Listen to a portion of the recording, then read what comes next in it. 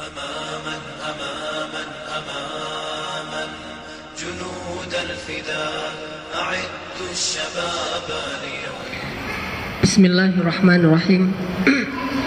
Assalamualaikum warahmatullahi wabarakatuh. Alhamdulillahirabbil alamin. Alhamdulillahilladzi habbaba ilal muslimin imana wa zayyanahu fi qulubihim wa karraha ilaihimul kufra wal fusuqa wal isyana wa ja'alahum minar rasyidin. Asyhadu an la ilaha illallah wahdahu la syarikalah lahul mulk wa lahul hamdu yuhyi wa yumitu wa huwa ala kulli syai'in qadir. Wa asyhadu anna Muhammadan abduhu wa rasuluhu la nabiyya ba'da. Ikhwati fillah, marilah kita awali halaqah kita, dan hari ini juga kita akan membedah satu paragraf firman Allah Subhanahu wa taala yang ada di dalam surat Al-Ankabut surat 29. Saya akan baca mulai dari ayat 56. Surat Al-Ankabut surat 29 dimulai dari ayat 56.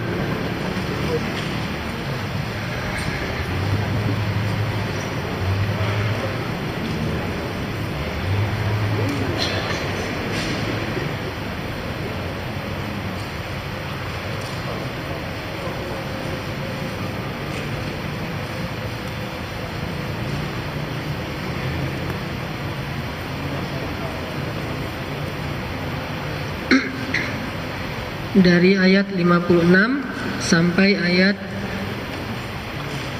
60. A'udzu billahi minasy syaithanir rajim. Silakan.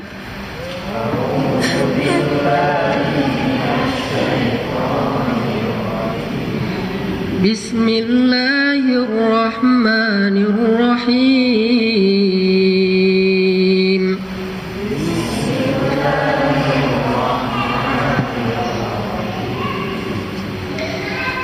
Ya ibadiyalladzina amanu inna ardi wasi'ah.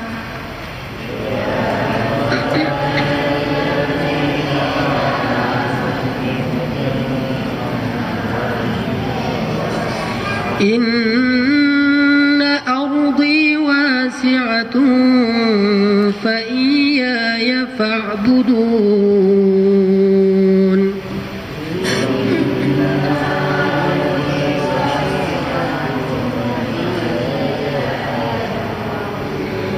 Kullu nafsin dha'iqatul maut.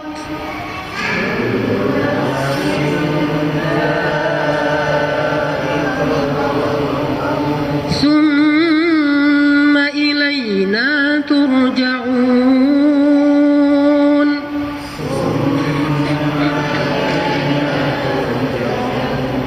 Walladzina amanu wa 'amilus shalihat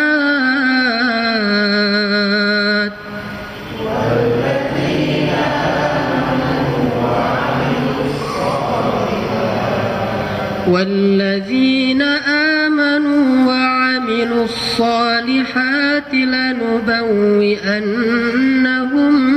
من الجنة غرفا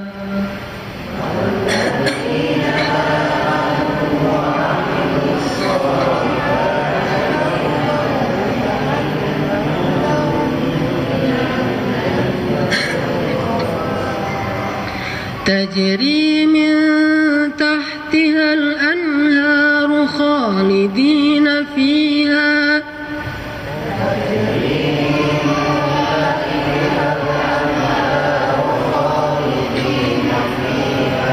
نعم أجر العاملين.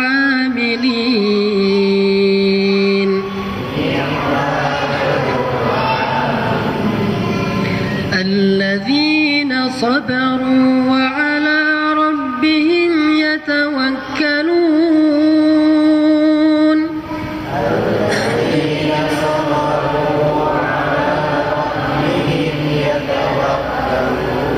الذين صبروا وعلى ربهم يتوكلون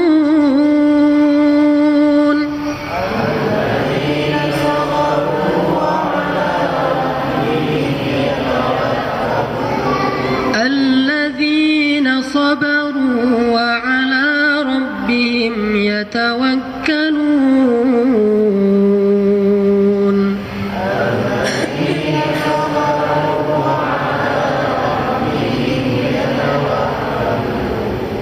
وكأي من دابة لا تحمل رزقها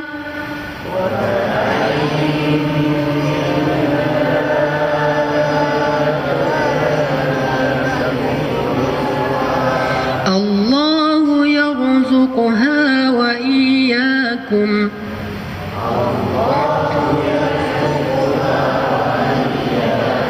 الله يرزقها وإياكم وهو السميع العليم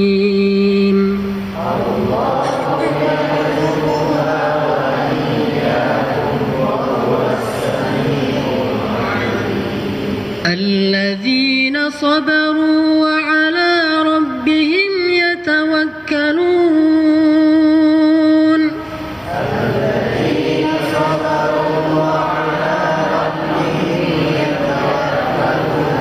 وكأي من دابة لا تحمل رزقها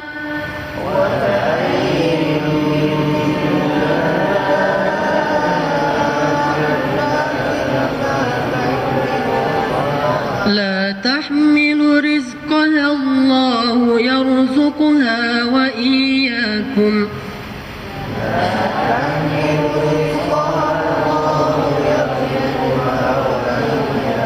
وهو السميع العليم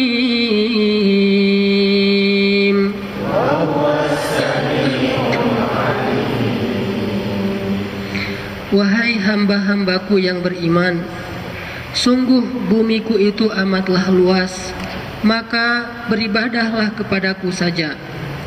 Setiap yang bernyawa pasti akan merasakan kematian. Kemudian hanya kepada kami kamu dikembalikan.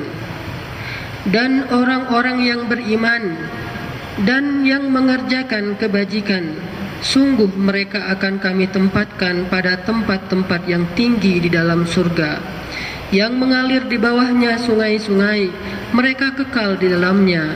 Itulah sebaik-baik balasan bagi orang yang berbuat kebajikan, yaitu orang-orang yang bersabar dan yang bertawakal kepada Rabb mereka.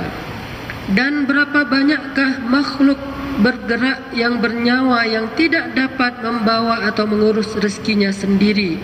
Allah lah yang memberi rezeki kepadanya dan kepada kamu juga. Dialah Allah yang maha mendengar lagi maha mengetahui. Ikhwati fillah, salah satu tanda orang yang beriman yang disebutkan di dalam paragraf ini adalah sabaru terus yatawakkalun. Orang-orang yang sabar dan orang-orang yang bertawakal. Hari ini kita akan belajar tentang tawakal sebagai salah satu bentuk belajar iman, sebagaimana yang disampaikan oleh Abdullah ibnu Mas'ud, ta'allamnal iman qabla al-Quran. Kami belajar iman sebelum belajar membaca. Jadi kalau orang sekarang ditanya, apa ilmu pertama yang harus kita pelajari? Kata sebagian orang, ilmu membaca. Mana dalilnya? Kan ayat yang pertama turun, Iqra. Padahal itu satu kalimat dari ayat yang pertama turun dan belum utuh. Sehingga Nabi SAW bertanya, ma ana biqari? Iqra, ma ana biqari? Iqra bismi rabbikal ladzi khalaq. Apa yang disuruh baca? Asma, nama-nama Allah. Iqra bismi rabbika alladzi khalaq. Khalaqal insan min 'alaq. Iqra wa rabbukal akram. Alladzi 'allama bil qalam. 'Allamal insan ma lam ya'lam. Artinya, yang pertama sekali diajarkan kepada Nabi Muhammad bukan membaca titik, tetapi membaca nama Allah Subhanahu wa taala, baru titik. Kalau kita katakan membaca adalah ilmu pertama yang diajarkan kepada Nabi lalu titik, maka wajar jika yang dibaca pertama kali oleh seorang anak di sekolah adalah bukan nama Allah, tapi nama Budi. Ini Budi. Budi pergi ke sekolah atau ke pasar. Udah beda kurikulum berarti. Kalau saya dulu ke sekolah. Ini Wati. Ini kakak Budi, ini ayah Budi, ini ibu Budi dan sebagainya. Kenapa? Karena Iqra titik. Padahal tidak titik di situ, masih sambung. Sehingga ketika Nabi bertanya apa yang saya baca, dalam riwayat yang lain dikatakan saya tidak bisa membaca, Allahu a'lam. Iqra bismi rabbikal ladzi khalaq. Jadi baca nama Rabbmu yang telah menciptakan. Jadi ilmu pertama yang diajarkan kepada Nabi, diajarkan kepada Anbiya, diajarkan kepada Rasul adalah ilmu akidah. Ilmu mengenal Allah, ilmu iman kalau kita sebut.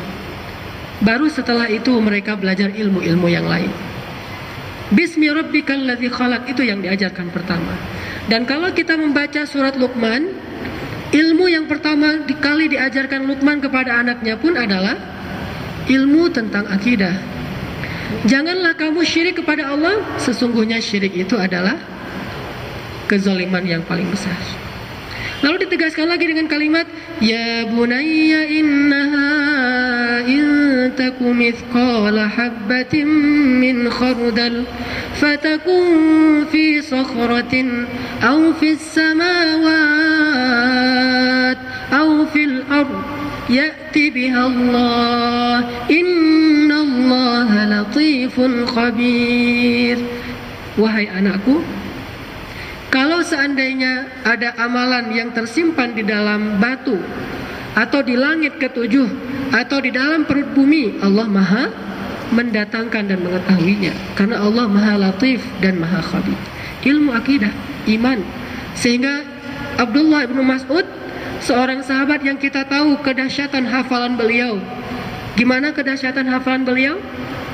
Sekali beliau mendengar bacaan surat Al-An'am dari Nabi, langsung kehafal pada saat itu juga. Dan hafalannya langsung sabit, langsung mutqin, tidak ada satupun yang keliru. Sehingga Abdullah bin Mas'ud mengatakan, ta'allamnal iman qabla al-Qur'an. Kami belajar iman sebelum belajar Quran. Quran di sini ada ulama mengatakan belajar membaca, ada ulama mengatakan belajar Al-Quran, yaitu membaca Al-Quran juga. Belajar iman. Maka salah satu bab yang sangat penting dalam belajar iman adalah belajar tawakal kepada Allah Subhanahu wa taala. Dan bahkan disebutkan di dalam paragraf surat Al-Ankabut yang tadi kita baca, alladzina sabaru. Di antara ciri orang yang beriman adalah orang yang sabaru, bersabar. Wa ala rabbihim yatawakkalun. Dan mereka senantiasa bertawakal kepada Allah Subhanahu wa taala. Wa ala rabbihim yatawakkalun. Di dalam surat Ibrahim para nabi mengatakan wa ala rabbihim wa ala Allahi falyatawakkalul mu'minun. Dan kepada Allah lah orang-orang yang beriman itu bertawakal. Orang yang beriman bertawakal kepada Allah. Dan di dalam surat Al-Anfal yang tadi dibacakan, innamal mu'minun apa? Alladzina idza dzukirallahu wajilat qulubuhum wa idza tuliyat 'alaihim ayatuhu zadatuhum imana. Yang ketiga, wa 'ala rabbihim yatawakkalun. Ternyata di antara ciri orang yang beriman, selain bergemetar hatinya ketika mendengar nama Allah, selain bertambah keyakinannya ketika membaca Al-Quran, adalah orang yang wa 'ala rabbihim yatawakkalun. Kita belajar tawakal. Dan kita belajar dalam tawakal itu untuk lebih yakin kepada Allah. Setiap kali kita berhasil bertawakal dalam satu urusan, setiap kali itu juga kita akan Allah beri hidayah iman. Sebagaimana keyakinan yang dimiliki oleh Ashabul Kahfi. Kata Allah, Nahnu naqussu 'alaika naba'ahum bil haqq. Sekarang kami kisahkan kepada engkau kisah Ashabul Kahfi dengan sebenar-benarnya, tanpa ada sedikit pun penambahan atau pengurangan. Sebenar-benarnya. Siapa mereka? Innahum fityatun. Mereka itu adalah remaja, pemuda. Innahum fityatun amanu bi rabbihim wazidnahum huda. Mereka adalah pemuda yang beriman kepada Rabb mereka, wazidnahum huda. Lalu kami tambahkan petunjuk ke dalam hati mereka. Maksudnya apa? Maksudnya siapapun yang belajar iman, salah satunya belajar dengan tawakal, maka Allah tambahkan dalam setiap pembelajaran tawakal itu iman dan petunjuk bagi mereka. Bagaimana Ashabul Kahfi belajar iman, belajar tawakal? Mereka berkata, Rabbana atina min ladunka rahmah wa hayyi' lana min amrina rasyada. Ya Rabbana, anugerahkanlah kepada kami kasih sayang dari sisimu, dan berikanlah kepada kami petunjuk dalam urusan kami ini. Kami bingung, kami serahkan urusan kami kepada Engkau, beri kami petunjuk ya Allah. Lalu mereka saling menguatkan iman dengan mengatakan, Fa'wu ilal kahf. Masuklah kalian ke dalam gua. Gak usah khawatir. Kenapa? Yanshur lakum rabbukum min rahmatih wa yuhayyi' lakum min amrikum mirfaqa. Kata sebagian mereka, masuk ke dalam gua, gak usah khawatir. Tahukah kita, ternyata Ashabul Kahfi itu adalah anak-anaknya para pejabat di Yordania. Bukan orang miskin yang siap tinggal di gua Ashabul Kahfi sama dengan di rumahnya, enggak.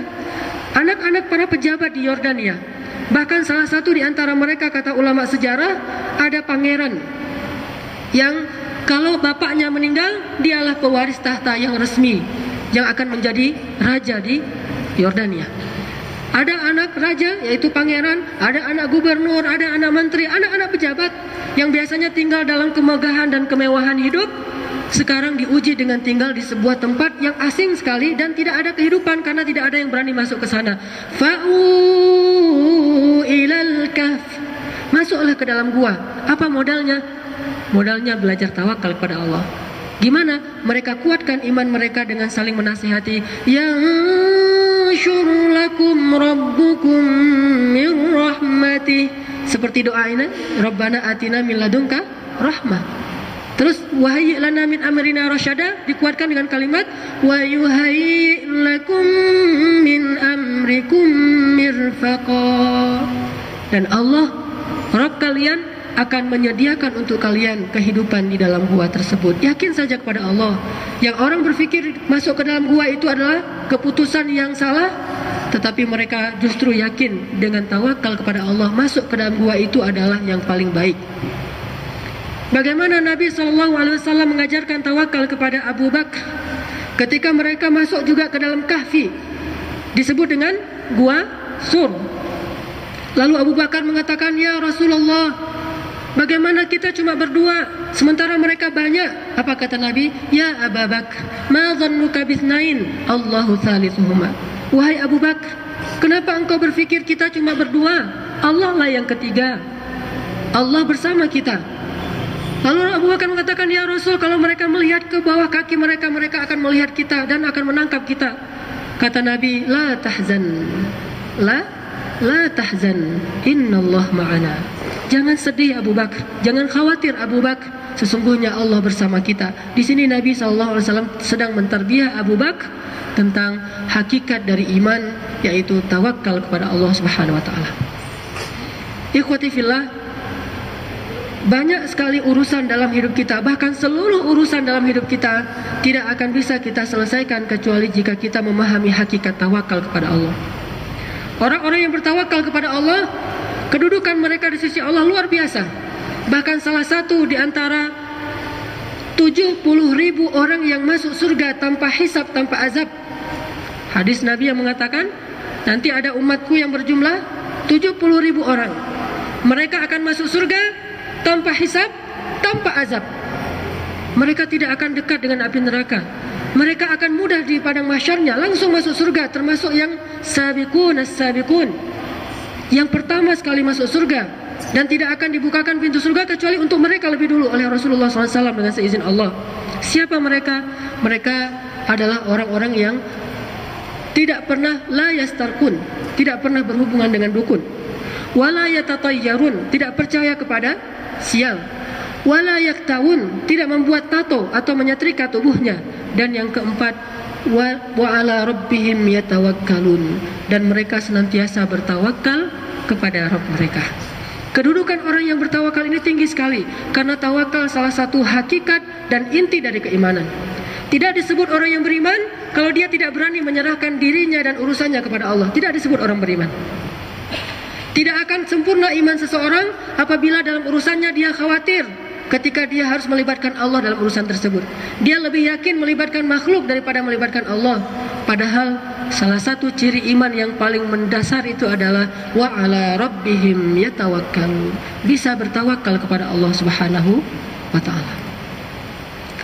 Maka kita perlu membaca lagi ayat-ayat, hadis-hadis dan kisah-kisah tentang keutamaan tawakal ini, sehingga kita bisa menjadi orang-orang yang diakui keimanannya oleh Allah Subhanahu wa taala. Sebagaimana tadi di Al-Anfal, orang-orang yang wa ala rabbihim yatawakkalun nanti ditutup dengan kalimat ulaika humul mu'minuna haqqan. Itulah orang-orang yang imannya benar. Itulah orang-orang yang imannya jujur. Itulah orang-orang yang imannya diterima oleh Allah. Sehingga kalau Allah menerima iman mereka, Allah akan mengatakan radhiyallahu anhum wa radu an. Allah ridha kepada mereka dan mereka pun akan puas kepada Allah, dan Allah janjikan untuk mereka jannatin tajri min tahtihal anhar. Allah sediakan bagi mereka surga-surga. Maka kita belajar tawakal kembali. Ada beberapa contoh hadis dan kisah-kisah tentang pentingnya tawakal, wahai ikhwati fillah, yang menunjukkan bahwa kita tidak bisa bertawakal kepada Allah kecuali apabila kita bisa berhusnuzon kepada Allah. Jadi bisa disebut kunci tawakal itu adalah husnuzon kepada Allah Subhanahu wa taala.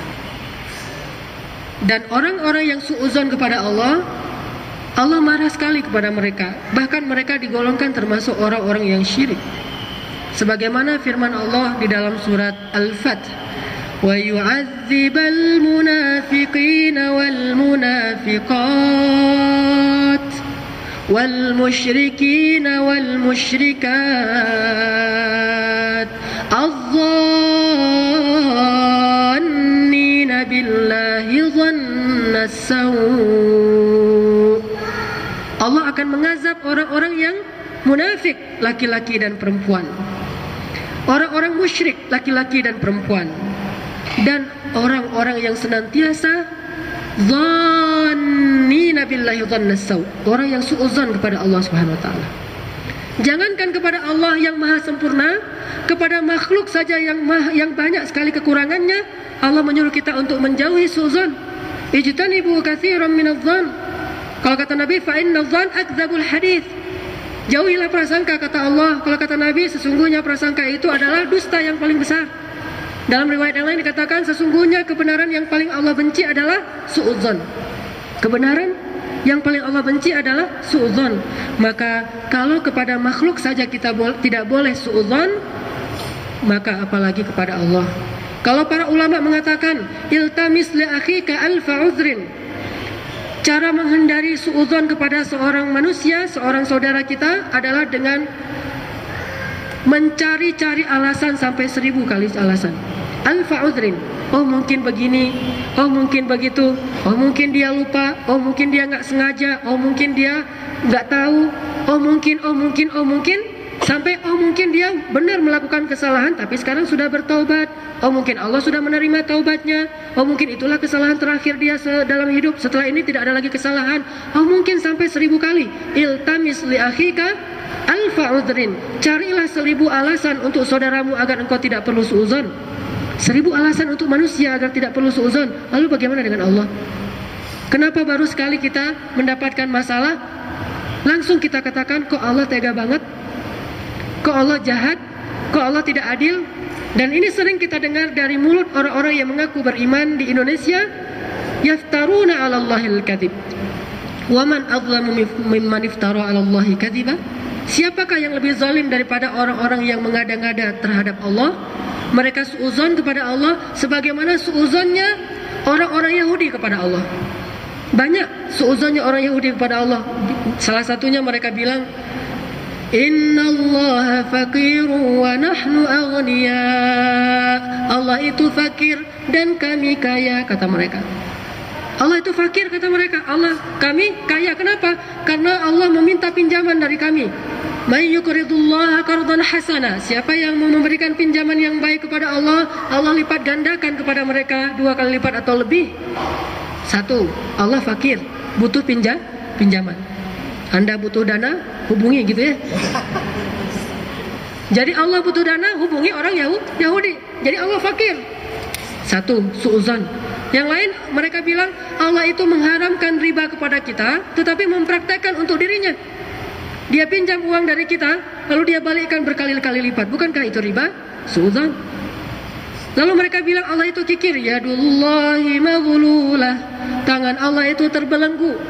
Banyak lagi suudzon yang mereka terhadap Allah. Sama dengan suudzonnya orang Syiah terhadap Allah. Sampai mereka meyakini bahwa imam mereka yang maksum mengetahui beberapa ilmu yang Allah tidak tahu. Imam mereka, salah satunya adalah Khomeini, mengetahui ilmu yang Allah tidak tahu apa itu. Saking banyaknya ilmu imam dan kurangnya ilmu Allah. Jadi Allah tidak tahu beberapa hal yang diketahui oleh Khomeini. Salah satu yang tidak diketahui Allah, yang diketahui oleh imam mereka adalah masa depan. Imam mereka tahu masa depan. Lalu kita tanya, seandainya imam mereka tahu masa depan, kenapa imam mereka pergi ke tempat yang mereka akan dibunuh seperti Imam Hasan? Ketika diundang Imam Hussein, ketika diundang ke Karbala dengan bahasa kami akan membantu engkau segala macam, kenapa dia pergi ke sana? Seandainya dia tahu di sana akan dikhianati dan dibunuh. Beliau adalah manusia biasa, tetapi orang yang mulia karena beliau sahabat Nabi, cucu Nabi, dan kita muliakan itu, tapi tidak lebih dari itu. Sampai ke tingkat bahwa beliau mengetahui apa yang tidak diketahui Allah. Ini suudzon pada Allah. Dan banyak lagi ucapan-ucapan, terutama dari orang-orang yang Yahudi, baik kita nonton di film-film. Banyak kan orang-orang Hollywood kalau ngomong itu Tuhan selalu dijelek-jelekan. Tuhan cemburu, Tuhan sudah nggak ada di sini, Tuhan pun nggak bisa membela kamu, apa segala macam. Ini bahasa suudzon. Bagaimana akan tawakal kalau kita selalu berpikir negatif terhadap Allah? Syarat mutlak agar kita bisa tawakal kepada Allah, husnuzon. Husnuzon. Para sahabat hampir pernah husnuzon, walaupun mereka tidak husnuzon kepada Allah, tapi mulai ada zunun. Wa tadhunnuna billahi dzunun. Dan kalian mulai berpikir zon, prasangka yang macam-macam. Tetapi tidak sampai kepada buruk, tidak. Cuma mulai ada bisikan-bisikan syaitan di dalam benak sahabat. Langsung Allah berikan pelajaran bagi mereka. Allah turunkan sakinah ke dalam hati mereka dengan pertolongan dari langit, malaikat, angin, berbagai macam mukjizat, sehingga mereka jadi yakin lagi kepada Allah. Tidak boleh seorang muslim raib atau syak kepada Allah. Kalau dia mulai raib atau ragu kepada Allah, maka tidak bisa dia menjadi mukmin dengan bertawakal kepada Allah. Innamal mu'minun, orang-orang yang beriman itu, kata Allah di surat Al-Hujurat, alladzina amanu billahi wa rasulih thumma lam yartabu. Orang yang beriman itu adalah orang yang beriman, yakin kepada Allah dan Rasul, thumma lam yartabu, dan tidak pernah merasa ragu sama sekali. Tidak merasa ragu sama sekali pada Allah. Dengan cara apa? Husnuzon. Dan para ulama menafsirkan kalimat tabarak di dalam awal surat Al-Mulk, tabarakalladzi biyadihil mulk wa huwa ala kulli syai'in qadir. Tabarak, kata ulama, ada dua artinya. Satu, tabarok artinya ziyadatun fil khair. Kebaikannya itu tambah-tambah terus, berkah. Yang lain mengatakan kebaikannya wasi'. Kebaikannya itu luas sekali dan tidak ada batas. Sehingga tidak ada celah bagi seorang hamba untuk mengkritik kebaikan Allah, untuk menemukan sedikit pun kecelaan pada diri Allah. Nggak boleh. Kenapa? Tabarok, maha baik. Segalanya baik. Semua keputusan Allah, kehendak Allah, semuanya baik.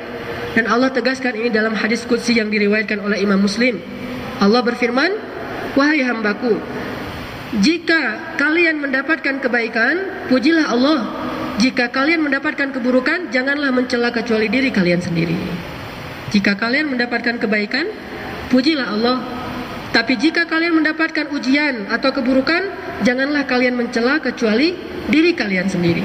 Ini menunjukkan bahwa syarat agar kita bisa bertawakal, berserah diri kepada Allah, kita harus benar-benar husnuzan kepada Allah Subhanahu wa taala.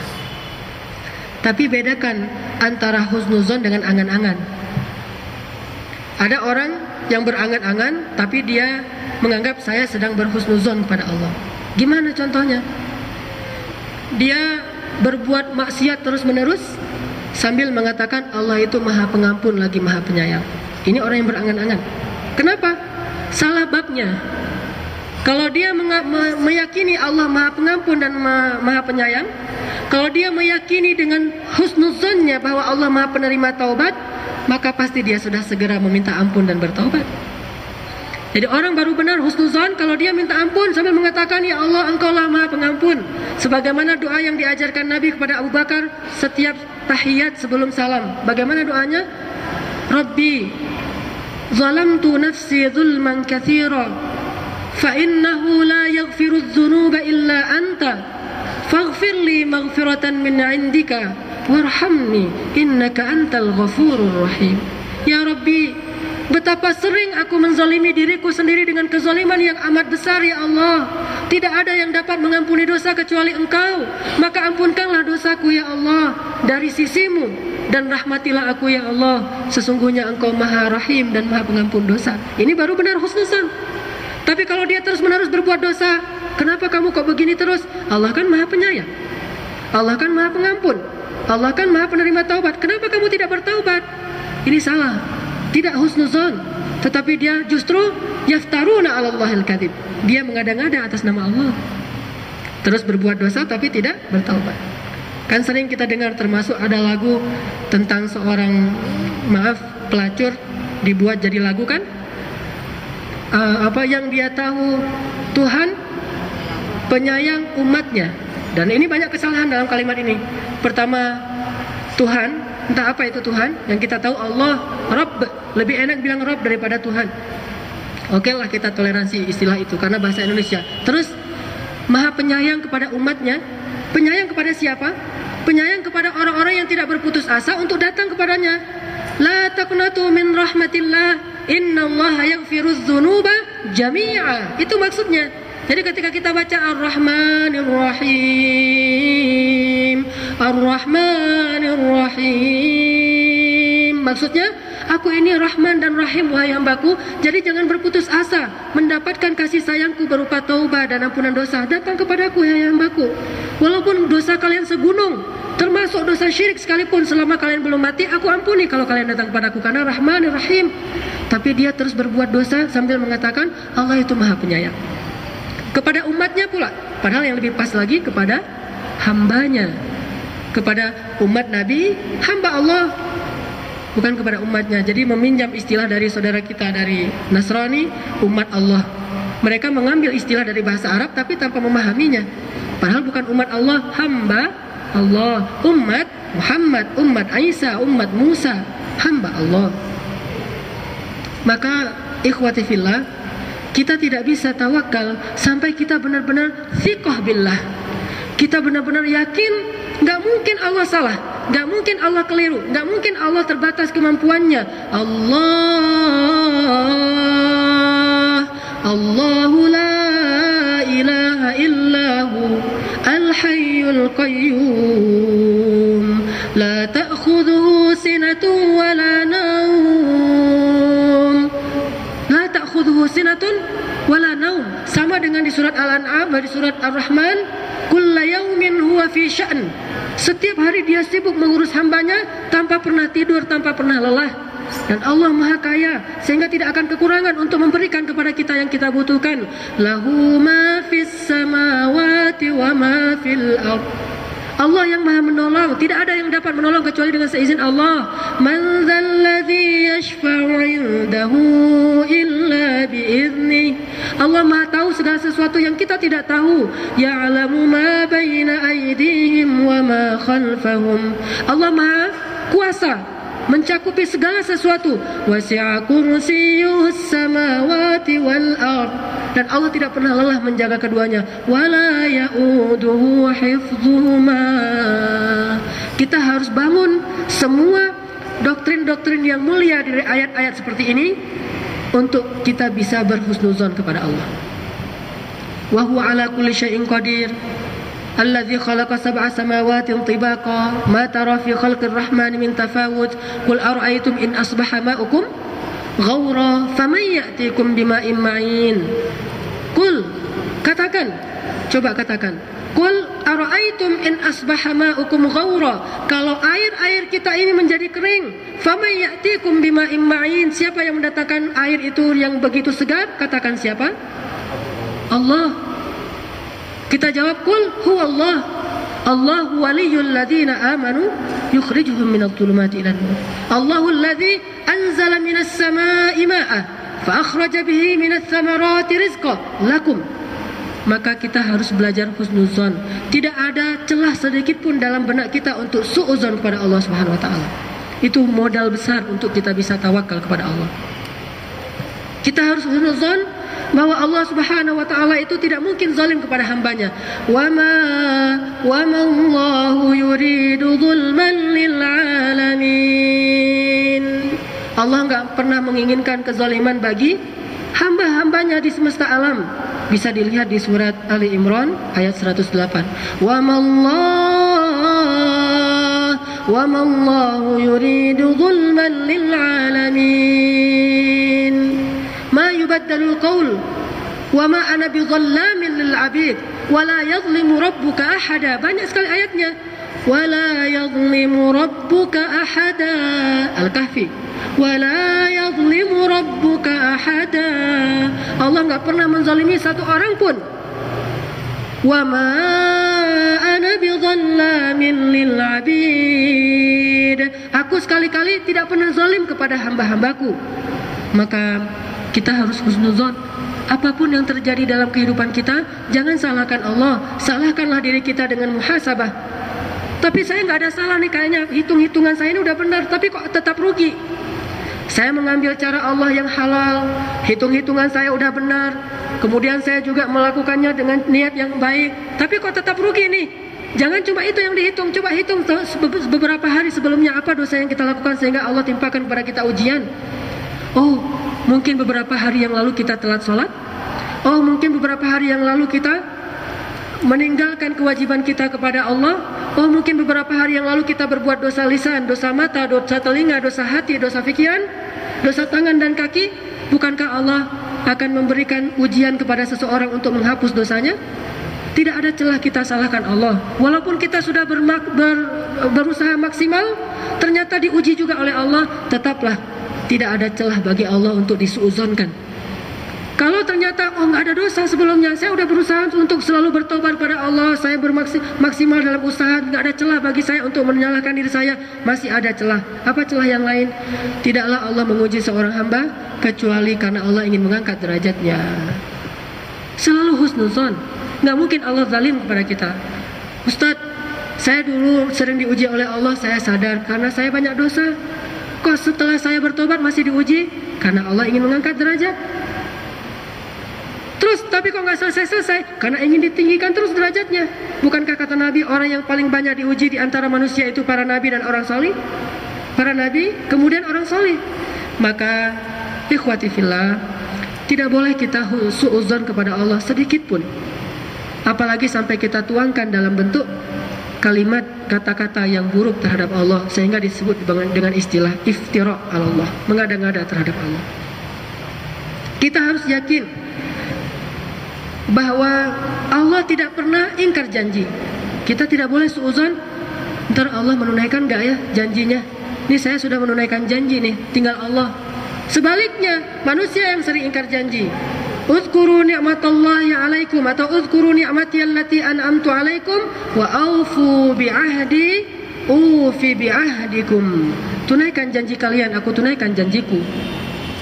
Kalau kita husnuzon kepada Allah, Allah akan seperti zon kita. Ana inda dhanni abdi, aku tergantung zon hambaku kepadaku. Ana inda dhanni abdi bi. Kalau dia ingat aku ingat dia. Kalau dia sebut namaku, aku sebut nama dia, di tempat yang jauh lebih baik daripada tempat dia menyebut namaku. Kita husnuzon. Allah nggak pernah ingkar janji. La yukhliful mi'ad. Kalau Allah berjanji, misalnya janji Allah apa? Apa janji Allah yang paling populer? Wa may yattaqillah, janji untuk orang-orang yang bertakwa. Wa may yattaqillaha yaj'al lahu makhraja wa yarzuqhu min haitsu la yahtasib. Wa may yatawakkal 'ala Allah wa may yatawakkal 'ala Allah fa huwa hasbuh. Siapa yang taat kepada Allah dan mengatakan sami'na wa ata'na, takwa, Allah beri dia jalan keluar. Itu janji Allah. Dengan husnuzonnya kita berani untuk tawakal dalam urusan kita dengan cara takwa. Allah pasti akan memberi jalan keluar. Oh, saya ikut aja. Karena saya husnuzon, Allah pasti akan memberikan jalan keluar, dan gak mungkin saya suuzon Allah akan melupakan saya. Wa yarzuqhu min haitsu la yahtasib, bukan hanya jalan keluar. Setelah menemukan jalan keluar dari masalah kita, lalu Allah beri untung. Karena memang mengikuti jalan Allah itu ada ujiannya. Menjadi orang jujur ada ujiannya. Mengambil cara-cara yang benar ada ujiannya. Menjadi seorang muslim yang taat ada ujiannya. Lalu Allah beri jalan keluar dari ujian itu. Setelah Allah beri jalan keluar, enggak berhenti di situ. Allah yarzuqhu, Allah beri dia rezeki dari jalan yang bahkan dia tidak duga-duga sama sekali. Artinya apa? Kejutan. Kita harus yakin bahwa Allah sedang menyediakan sebuah kejutan kepada kita yang bertakwa. Jadi enggak usah khawatir bertakwa. Kalau senang dengan kejutan, maka bertakwalah kepada Allah. Allah punya kejutan yang banyak untuk kita. Min haitsu la yahtasib, banyak kejutan-kejutan yang menunggu mereka. Mereka akan dikagetkan, akan mengatakan Masya Allah, Subhanallah, kok bisa? La haula wala quwata illa billah. Kejutan-kejutan yang luar biasa Allah berikan kepada orang-orang yang bertakwa. Kita harus yakin kepada janji Allah. Gak mungkin Allah mengingkari janji. Allah katakan, فَلَا تَحْسَبَنَّ اللَّهَ مُخْلِفَ وَعْدِهِ رُسُلَهُ. Kalau kamu lihat para nabi itu disiksa, kamu lihat para nabi itu dihina, kamu dengar cerita para nabi itu diusir, kamu dengar cerita para nabi itu disakiti, janganlah kamu berpikir, fala tahsaban, janganlah sekali-kali kamu berpikir bahwa Allah telah mengingkari janji kepada para nabi bahwa kami akan menolong mereka. Jangan. Tetapi berpikirlah bahwa segala sesuatu itu ada waktunya. Allah menolong, ada timingnya, ada waktunya. Kenapa Allah buat waktu? Allah ingin melihat kesabaran hamba-hambanya yang salih, dan sekaligus ingin memberikan tangguh untuk orang-orang yang jahat agar mereka bisa bertaubat. Tetap husnuzon. Tidak ada celah kita berpikir Allah mengingkari janji sehingga kita ragu-ragu menyerahkan diri kita kepada Allah. Kan Allah menjanjikan, walal akhiratu khairul laka minal ula. Akhirat itu akan kami berikan untukmu dan itu lebih baik daripada dunia. Udah, kita yakin bahwa akhirat itu benar-benar lebih baik dan tidak mungkin Allah mengingkari janjinya. Jangan pernah terpikir, kan ada hadis gini. Orang kan sudah ditulis takdirnya, sehingga ketika dia beramal salih, kalau takdirnya masuk neraka juga. Atau kalau dia beramal tali, dia berbuat jahat, kalau takdirnya masuk surga, ya masuk surga juga. Ini suudzon kepada Allah. Sehingga dia berpikir Allah itu menyia-nyiakan amal dia. Ngapain saya capek-capek sholat? Ngapain saya capek-capek beribadah? Ngapain saya capek-capek harus taat dan bertakwa? Kalau sementara takdir yang ditulis untuk saya itu adalah neraka. Tetap saya walaupun udah capek-capek masuk neraka juga. Seperti hadis Nabi, ada orang yang beramal ahli surga sepanjang hidupnya, sampai jarak dia dengan surga cuma 1 hasta. tapi berlalulah ketetapan Allah baginya yang lain, sehingga dia pun melakukan amal ahli neraka dan masuk ke dalam neraka. Apa maksud dari hadis ini? Maksud dari hadis ini, walaupun kita udah soleh, jangan berasa berpuas diri dulu. Terus beramal soleh, dan jangan sekali-kali kita meremehkan dosa. Bisa jadi dosa besar yang kita lakukan itu adalah amalan terakhir kita yang setelah itu kita mati. Su'ul khatimah. Kesana arah dari hadis itu, bukan soal pasrah dan berputus asa tentang takdir. Sehingga kita nggak bisa suuzon memahami dalil Al-Quran, suuzon memahami hadis-hadis Nabi. Betapa banyak orang yang suuzon terhadap ayat-ayat Al-Quran. Kok gitu sih? Kayaknya nggak adil. Kenapa bagi laki-laki dapat 2 bagian, perempuan dapat 1 bagian? Kayaknya nggak adil nih, nggak fair. Dan orang-orang yang selain umat Islam, Ahlus Sunnah, mereka juga termasuk orang Syiah, banyak suuzon mereka di dalam Al-Quran, termasuk suuzon kepada Nabi SAW. Kata mereka, marajal bahraini yaltaqiyan bainahuma barzakhun la yabghiyan. Kata mereka, marajal bahrain itu adalah Fatimah dan Ali. Seharusnya mereka bisa bertemu, tetapi ada barzakh di antara keduanya, pembatas yang membuat mereka tidak nyaman. Siapa pembatasnya? Muhammad, kata mereka. Lalu yakhruju minhumal lu'lu' wal marjan. Lalu keluarlah dari Fatimah dan Ali lu'lu' wal marjan. Siapa lu'lu' wal marjan? Hasan dan Husain. Jadi mereka suuzon kepada Allah, suuzon kepada Rasulullah, suuzon kepada para sahabat. Sampai mereka mengatakan, bahkan ada yang buat PP itu orang Indonesia baru belajar Syiah. Dia buat di dalam status dia di BlackBerry, ya Allah, jangan masukkan saya ke surga jika di dalamnya ada Abu Bakar dan Umar. Jangan masukkan saya ke dalam surga jika di dalamnya ada Abu Bakar dan Umar. Saya bilang amin. Ya, nggak usah masuk surga kalau ada Abu Bakar dan Umar, karena Abu Bakar dan Umar sudah dijamin surga. Jadi kamu nggak usah masuk surga. Ya Allah, jangan masukkan saya ke dalam surga jika di dalamnya ada Abu Bakar dan Umar. Sebaliknya mereka berdoa, ya Allah, bangkitkanlah saya bersama Abu Lu'lu'. Bangkitkanlah saya bersama Abu Lu'lu'. Siapa Abu Lu'lu'? Pengkhianat, orang munafik yang membunuh Umar bin Khattab. Dan 6 orang sahabat atau 7 orang sahabat yang lainnya. Lalu kita katakan amin. Bangkitkan bersama Abu Lu'lu'. Ashtatan liyura a'malahum. Ini orang-orang yang suuzon kepada Allah, suuzon kepada Rasul, suuzon kepada orang-orang soleh seperti para sahabat. Maka jangan pernah suuzon pada Allah. Kita juga harus husnuzon kepada Allah, bahwa semua kehidupan kita dijamin oleh Allah SWT. Allah walinya kita. Kalau kita jadi orang beriman, Allah yang akan mengurus urusan kita. Allahu waliyul ladzina amanu. Allah itu walinya orang-orang yang beriman. Sebagaimana firman Allah di Al-Ankabut ayat 60 tadi, wa ka'ayyim min dabbatin la tahmilu rizqaha Allahu yarzuquha wa iyyakum. Allah yang memberikan rezeki kepada setiap makhluk yang Allah ciptakan, bahkan yang paling kecil sekalipun. Nanti saya akan bacakan kisah-kisah yang luar biasa tentang kenapa kita harus bertawakal kepada Allah, dan kenapa Allah itu sebaik-baik tempat bertawakal. Urwatil wusqa lam fisamalaha. Jadi ikhwati sekalian, apa modal untuk bisa bertawakal? Husnuzon kepada Allah. Jangan pernah suuzon. Sekarang saya akan bacakan beberapa kisah tentang tawakal yang luar biasa, agar kita bisa lebih yakin untuk menyerahkan diri dan urusan kita kepada Allah. Pertama, kisah di zaman Nabi Sulaiman. Nabi Sulaiman ini bahkan disebutkan di dalam Al-Quran bisa berbicara dengan semut. Sampai ketika Nabi Sulaiman membawa tentaranya dan melewati kerajaan semut, Raja semut mengatakan, masuklah kalian ke tempat-tempat kalian, ke rumah-rumah kalian, karena Sulaiman akan menginjak-injak kalian tanpa mereka sadari. Nabi Sulaiman mendengar itu sambil tertawa. Beliau tertawa, lalu beliau mengatakan, segala puji bagi Allah, ini anugerah dari Allah untukku. Ya Allah, berikanlah aku kemampuan untuk bersyukur kepadamu. Nabi Sulaiman bisa bicara dengan semut. Suatu ketika Nabi Sulaiman sedang duduk di tepi sungai, melihat seekor semut, di mulutnya ada potongan gandum. Gandum yang sangat kecil digigit oleh semut. Lalu semut itu ditelan oleh kodok. Ini bukan dongeng ya, ini hadis. Walaupun ada kodoknya, walaupun mungkin dongeng kita banyak kodok-kodok gitu kan. Ini hadis bahwa Nabi Sulaiman melihat seekor semut sedang membawa potongan gandum yang sangat kecil di mulutnya.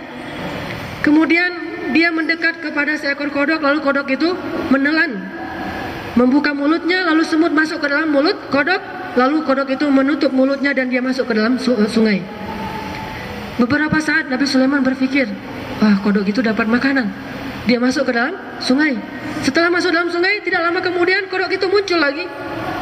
Lalu dia berdiri di atas batu, lalu dia buka mulutnya, ternyata semut tadi masih hidup di dalam mulutnya. Lalu semut itu keluar dari mulut kodok, tetapi gandumnya sudah tidak ada. Nabi Sulaiman bertanya, apa yang terjadi? Apa yang kamu lakukan? Semut itu berkata, ya Nabi Allah, ya Sulaiman, saya diutus oleh Allah untuk memberi makan kepada ulat-ulat yang ada di dasar sungai yang mereka itu buta dan tidak berdaya. Untuk memberi rizki, makan kepada ulat-ulat yang ada di dasar sungai yang mereka itu buta dan tidak berdaya. Dengan cara apa? Saya gigit gandum, masuk ke dalam kodok, kodok jadi kapal selam, lalu masuk ke dalam sungai, dilepaskanlah gandum itu ke dalam dasar sungai dan dimakan oleh ulat-ulat yang ada di sana. Lalu saya keluar lagi. Saya adalah utusan Allah. Wa fis samaa'i rizqukum wa ma tu'adun. Dari langitlah datangnya rizki-rizki kalian, wahai makhluk. Dari langit ini bisa berarti hujan, itu syariat. Dan bisa berarti memang dari Allah, itu hakikat. Dari Allah lah datangnya rizki kalian. Wa ka'ayyim min dabbatin la tahmilu rizqaha. Betapa banyak hewan-hewan yang makanannya aja dia nggak sanggup bawa. Kayak Allah tadi tuh, nggak sanggup bawa makanan. Dia nunggu aja tuh, nggak bisa berbuat apa-apa. Bukannya nggak mau bekerja, tapi emang nggak mampu bekerja. Dia nunggu aja di dalam sungai. Mudah-mudahan ada semut masuk. Mudah-mudahan ada semut masuk. Allah utus semut, wahai semut, bawalah gandum ini kepada mereka, biar mereka satu gandum kecil itu dimakan rame-rame, itu bisa jadi kenduri, itu bisa jadi walimah. Yang bawa semut. Makanya kata Allah, betapa banyak dabbatin. Dabbah itu hewan yang melata dan biasanya menunjukkan ketidakberdayaan. Betapa banyak hewan-hewan yang tidak berdaya bahkan untuk membawa rizkinya sendiri, untuk mencari rizkinya sendiri. Allahu yarzuquha. Allah memberi dia rezeki. Dan kalian juga demikian. Wa iyyakum ayyuhal mu'minun. Kalian juga demikian. Jangan berpikir bahwa kalian itu tidak punya pemberi rezeki. Jangan berpikir tangan kalian yang membawa rezeki, mulut kalian membawa rezeki, pikiran kalian bukan. Itu hanya asbab saja supaya kalian berusaha. Tetapi hakikatnya Allah yarzuqukum. Wa fis samaa'i rizqukum wa ma tu'adun. Alam yajidka yatiman wa wajadaka dhallan wa wajadaka a'ilan fa'aghna. Semut di zaman Nabi Sulaiman. Ada kisah lain yang luar biasa juga. Kisah tentang seorang janda di zaman Nabi Daud. Ada seorang janda punya 4 orang putri. Suaminya miskin sehingga ketika suaminya meninggal dia tidak punya warisan apa-apa. Janda ini menjadi single parent. Dia menafkahi anak-anaknya dan tidak ada orang yang memberi bantuan untuk dia. Pekerjaannya menenun kain. Dia buat kain tenun, kemudian dia jual. Suatu ketika seorang janda ini datang kepada Nabi Daud bertanya, ya Nabi Allah Daud, apakah Allah itu benar-benar adil? Nabi Daud kaget. Ya amat Allah, wahai ibu, kenapa engkau berbicara demikian? Pastilah Allah Maha Adil. Kata ibu itu, kalau Allah Maha Adil, kenapa Allah membiarkan saya terlantar dan kemudian Allah mencabut rezeki dari saya yang cuma sedikit? Apa yang terjadi ya amat Allah? Kata ibu itu, saya punya 4 orang anak putri, semuanya masih belum menikah, masih dalam tanggungan saya. Saya mencari kerja, nggak ada yang dapat. Selain saya menenun kain di rumah agar saya bisa menjual dan mengiritnya untuk memberi nafkah kepada putri-putri saya. Suatu hari setelah selesai saya menenun kain, udah siap dijual, lalu saya bungkus kain itu di sebuah kain, kalau bahasa kita gembol, untuk ngikat untuk jadi tas gitu ya. Saya bungkus kain tenun itu dalam sebuah gembolan. Apa bahasa yang lebih enak? Ya udah gembolan lah. Saya taruh di dalam gembolan, tiba-tiba datang seekor burung menyambar gembolan itu dan dia bawa pergi. Sehingga saya tidak bisa menjual kain itu untuk memberi nafkah kepada anak-anak saya. Allah kok begitu banget sama saya, kata dia. Belum selesai pembicaraan mereka, datanglah beberapa orang laki-laki, 10 orang laki-laki, nelayan, datang kepada Nabi Daud. Ya Nabi Allah, kami ingin memberikan nazar kami berupa 1000 dinar. Dan serahkanlah nazar ini, sedekah ini kepada orang yang paling berhak dan paling membutuhkan saat ini. 1000 dinar. Berapa satu dinar? 2,7 juta. Ya, sekitar 2,7 juta. Kali 1000 berapa? 2,7 miliar. 2,7 miliar. Ini bukan sedekah sedikit nih. Nelayan. Kok nelayan bisa 2,7 miliar? Ya Nabi Allah, kami ingin bersedekah dengan 1000 dinar dan serahkanlah kepada orang yang paling membutuhkan. Nabi Daud terkagum-kagum. Nelayan sedekahnya 1000 dinar. Kenapa, apa yang terjadi? Mereka bercerita, ya Nabi Allah, ketika kami sedang melaut, tiba-tiba kapal kami menjadi bocor dan kami dihantam dengan badai yang begitu luar biasa sampai kami hampir tenggelam. Kapal kami kemasukan air yang sangat banyak. Lalu semua kami bernazar, ada 10 orang. Ya Allah, jika kami selamat, kami akan sedekah 100 dinar masing-masing. Sehingga 10 orang 1000 dinar. Tiba-tiba datanglah seekor burung membawa gembolan berwarna merah, dan gembolan itu dijatuhkan kepada kami. Lalu kami tutup lubang dengan gembolan itu tadi. Gembolan merah itu persis punya si ibu, warnanya merah. Lalu kami tutup lubang itu sehingga kami selamat, kami kuras airnya keluar, lalu kami bisa selamat dan kami tunaikan sekarang nazar kami. Lalu Nabi Daud menyerahkan 1000 dinar itu kepada si ibu dan sambil mengatakan, ya amat Allah, Allah berikan rezeki sebanyak ini kepadamu dengan cara yang engkau tidak menduga-duga. Engkau mengatakan Allah itu tidak adil? Dia mengatakan, astagfirullahaladzim, ya Allah ampunkanlah dosa saya. Lihat, tidak boleh sedikit pun kita suuzon kepada Allah Subhanahu wa taala. Meskipun secara zahir dan logika kita merasa dalam keadaan susah dan terjepit, tapi tetap Allah Maha Hikmah. Seorang hafiz Al-Quran cilik di Mesir, namanya Abdul Razak. Abdul Razak beda dengan Syarif Said yang dulu hafal 11.000 hadis ya. Ini Abdul Razak hafiz dan buta. Ketika ditanya, apa motivasi kamu kok dengan keadaan yang terbatas ini kamu bisa menghafal Al-Quran? Kata dia, saya yakin. Kata Imam Ibnu Qayyim Al-Jauziyah, jika Allah mencabut satu nikmat dari seorang hamba, berarti Allah ingin menggantinya dengan 2 nikmat lain dari sisi yang lain. Allah cabut satu nikmat, Allah akan ganti dengan 2 nikmat yang lain. Saya yakin itu. Makanya ini husnuzon kepada Allah. Dicabut nikmat mata, Allah beri dia nikmat himmah untuk menghafal Al-Quran, dan hifz, Allah beri dia kemampuan menghafal. Pertama semangat, kedua kemampuan, sehingga dia bisa menghafal Al-Quran. Itu nikmat yang lebih besar daripada mata. Makanya kata dia, saya tidak pernah berdoa, ya Allah beri saya mata, karena saya bersyukur sudah diberikan 2 nikmat lain selain mata saya. Husnuzon pada Allah. Jadilah orang yang tafaul, optimis, karena kita husnuzon kepada Allah. Ada kisah yang lain yang juga luar biasa. Kisah ini diriwayatkan dalam hadis Bukhari tentang 2 laki-laki yang soleh dari Bani Israel. Kan Bani Israel ini banyak kisah. Di dalam Sahih Bukhari disebutkan bahwa Nabi SAW bersabda, ada 2 laki-laki yang soleh di Bani Israel yang tinggal berbeda pulau. Yang satu kaya, nggak terlalu kaya juga sih, tapi mampu. Yang satu lagi miskin. Mungkin kita udah pernah dengar. Yang miskin datang kepada temannya yang kaya mengatakan, boleh saya pinjam uang 1000 dinar? Untuk apa? Saya membutuhkan untuk modal segala macam, dia butuh uang. Berapa lama kamu akan mengembalikan? Dia sebutkan waktu yang dia janjikan. Oh gitu. Terus siapa saksinya? Kata dia, saksinya Allah. Allah saksinya. Allah itu kalau kita libatkan sebagai saksi sebetulnya lebih berat daripada manusia. Jadi kalau orang berani melibatkan Allah, ini sesuatu yang besar sekali, dan hanya orang beriman yang bisa melakukan itu. Kalau orang tidak beriman, mungkin dia bisa melakukan tapi nggak ada yang percaya gitu. Orang nggak beriman, nggak jujur, datang bilang saksi kita adalah Allah, nggak percaya. Allah benar tapi kamu nggak benar. Allah benar menyaksikan tapi kamu tidak benar. Tapi karena dua-duanya orang beriman, orang yang saleh, ketika ditanya, terus saksi kita siapa? Allah saksi kita. Oh ya, baiklah kalau gitu. Terus jaminan siapa yang akan memberikan bayaran kalau kamu nggak mampu gimana? Allah jaminannya. Dia libatkan Allah dalam banyak urusannya. Tawakal kepada Allah. Setelah dia berusaha dan hitung-hitungannya udah matang, lalu diberikanlah pinjaman 1000 dinar. Dia pergi ke kampungnya, pulang ke kampungnya di pulau seberang. Setelah dia berusaha, akhirnya dia memiliki uang 1000 dinar untuk dia kembalikan. Bahkan dia punya 2000 dinar karena usahanya maju. Pada waktu yang telah dia janjikan, akhirnya dia ingin mengembalikan hutangnya kepada saudaranya di seberang pulau.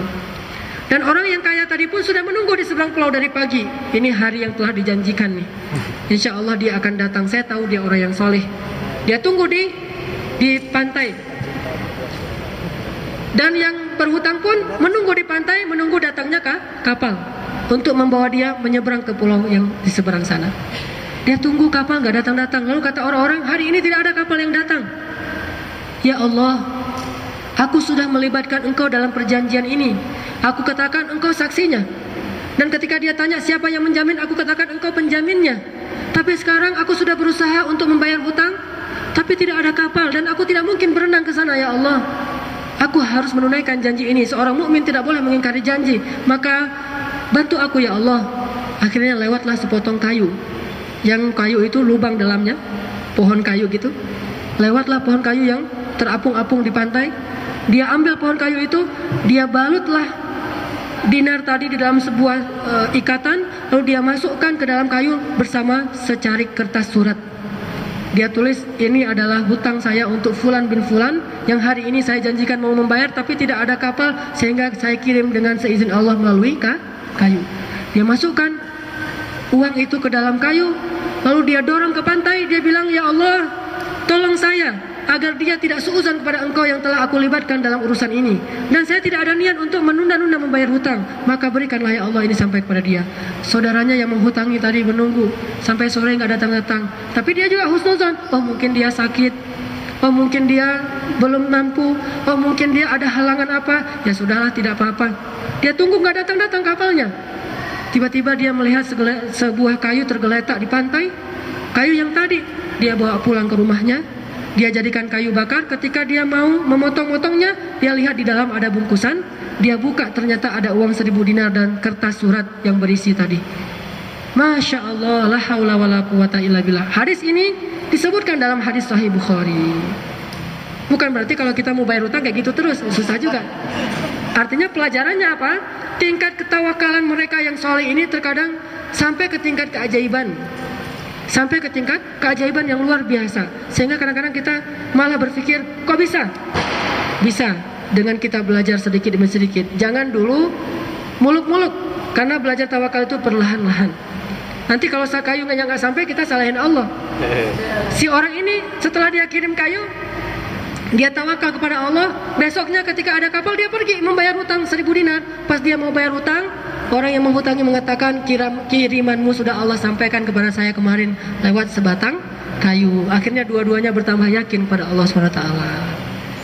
Belajar tawakal. Subhanallah, orang yang berserah diri kepada Allah. Anni la udhi'u amala amilin minkum min dzakarin wa untha. Aku tidak akan menyia-nyiakan amal kalian, laki-laki ataupun perempuan. Ada kisah lain. Seorang ibu nenek-nenek datang kepada Nabi Musa. Apa julukan atau panggilan Nabi Musa? Kalimullah. Kalim. Kalau kalamullah Al-Quran. Kalau kalimullah Musa. Apa maksud kalimullah? Yang berbicara kepada Allah langsung di balik hijab. Kayak orang nelpon, ngomong langsung dengan Allah. Enak banget tuh. Ada masalah, ya Rabbi, Allah menjawab. Nabi Musa. Datanglah seorang nenek-nenek yang beriman kepada Nabi Musa. Dia berkata, ya Nabi Allah, wahai Nabi Musa, engkau kan kalimullah, tolong minta kepada Allah agar Allah memberi saya seorang anak bayi. Saya udah menikah sekian puluh tahun gak punya anak, dan saya sudah tua kayak gini, menopause, gak mungkin punya anak. Dan saya khawatir kalau saya meninggal gak punya keturunan. Saya merasa sedih sekali. Mintalah kepada Allah agar Allah berikan saya seorang bayi saja, satu aja. Nabi Musa berkata, ya Rabbi, nenek ini minta bayi. Kata Allah, Musa, sampaikan kepada dia bahwa aku telah menulis takdir, dia tidak akan pernah punya anak. Nabi Musa bilang, Nek, Allah sudah menulis takdir untuk nenek bahwa nenek nggak akan punya anak. Dia pulang, oh gitu ya, ya sudah, ya Rahim, pulang dia. Beberapa lama kemudian datang lagi, ya Musa, mintalah kepada Allah agar Allah berikan saya anak. Mudah-mudahan Allah mau. Ya Rabbi, ibu ini masih minta anak. Kata Allah, ya Musa bilang ke dia, takdirnya dia tidak akan punya anak. Ya ibu nggak akan punya anak, itulah takdir ibu, terimalah takdir ibu. Oh gitu ya, ya Rahim, pulang lagi. Beberapa saat kemudian datang lagi dengan permintaan yang sama, dapat jawaban yang sama. Pulang lagi, ya Rahim. Lama nggak datang. Dipikir udah nerima nih, oh ibu ini kayaknya udah ridho nih. Beberapa lama kemudian, tidak disebutkan dalam hadis berapa lama, tiba-tiba nenek ini datang lagi, tapi kali ini dia bawa seorang anak bayi, dia gendong anak bayi. Nabi Musa heran, ini siapa ini? Kata nenek ini, ya Nabi Allah, ini anak saya. Kata Nabi Musa, la wallah. Kalau la wallah bahasa kita apa? Masa sih? Gitu. Bahasa Arabnya, la wallah. Masa sih? Nah, ini hafal nih bahasa Arab. Terus jawabannya beneran bahasa Arabnya apa? Ai wallah. Jadi la wallah, kata Nabi Musa, ai wallah, ini anak saya. Kata Nabi Musa, ini anak angkat atau anak kandung? Gimana ceritanya kan? Yang pertama dia udah monopos, asbab ilmiah nggak mungkin. Yang kedua takdirnya memang tidak akan punya anak. Ini anak angkat atau anak kandung? Kata nenek ini, justru ini anak kandung ya Nabi Allah, dengan tersenyum. Nabi Musa berkata langsung menghadap Allah, ya Rabbi, ini gimana cerita si nenek ini nih? Gimana ceritanya nih? Ini mah bahasa saya. Gimana ya Allah? Kok bisa punya anak? Tolong jelaskan hikmahmu kepada hamba ya Allah. Allah berfirman, ya Musa, setiap kali dia datang meminta anak, aku katakan takdirnya tidak akan punya anak. Dia pulang sambil berkata, ya Rahim, ya Rahim. Husnuzon, ya Maha Pengasih, yang Maha Pengasih. Dia datang lagi meminta anak kepadaku, aku katakan tidak, karena takdirnya nggak akan punya anak. Dia pulang sambil mengatakan, ya Rahim, ya Rahim.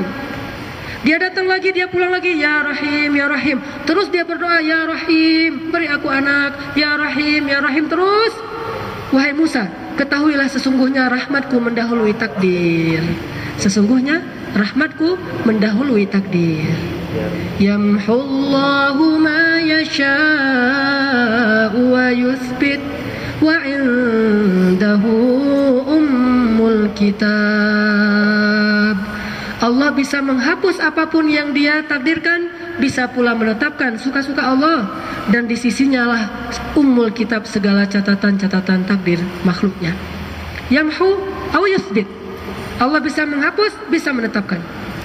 Maka jangan berputus asa dengan urusan takdir. Mintalah seperti yang diminta oleh Umar bin Khattab, ya Allah, jika engkau tuliskan takdir saya buruk, maka ubahlah menjadi kebaikan. Ya Rahim, ya Rahim. Tawakal kepada Allah.